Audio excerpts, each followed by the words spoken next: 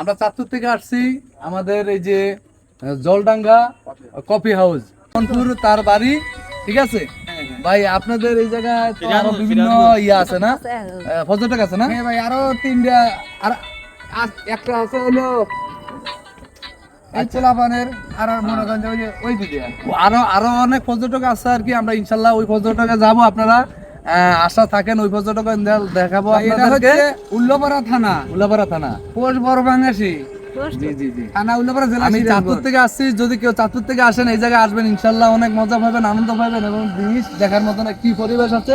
এটা হচ্ছে Jaldanga coffee house and restaurant community centre.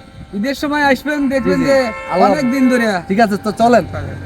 ঠিক আছে ভাই, আপনাদের এটা কি পানির উপরে বর্ষাকাল আসলে ভাসে? হ্যাঁ হ্যাঁ, এটা ড্রামের সাহায্যে আমরা টোটাল রেস্টুরেন্টে ড্রামের উপরে সাহায্যে ভাসি। এটা হচ্ছে বর্ষাকাল, আপনার বর্ষাকাল হলে ডামের রূপে, যে ডামের রূপে ইয়াটা আর কি রেস্টুরেন্টটা, এটা আস্তে আস্তে পানি বাড়ে, এটাও উঁচু হয় আর কি।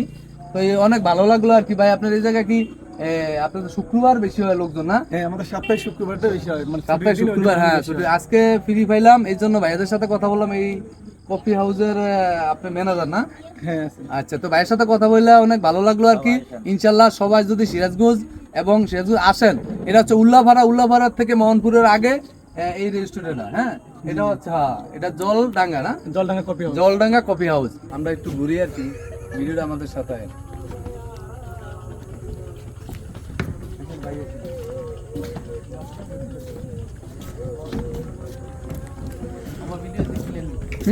হ্যাঁ, দেখা যাচ্ছে। অন্ধকার তো এই জন্য দেখা যায় না, লুঙ্গি কিনতে আইছি, ঠিক আছে? আমার সুবিধা মনে হয় না। চাঁদপুরের ঐতিহ্য। এটা চাঁদপুরের ঐতিহ্য। হ্যাঁ, লুঙ্গি কিনতে খুব ভালো লাগে আর কি।